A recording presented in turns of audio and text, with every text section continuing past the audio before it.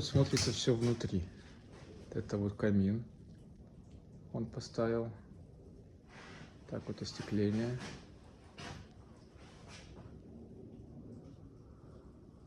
Нам осталось сделать только потолок.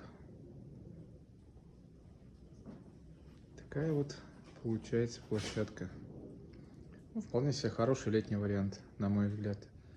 Ну, до -5, наверное, можно, если дальше тут, наверное, будет прохладно.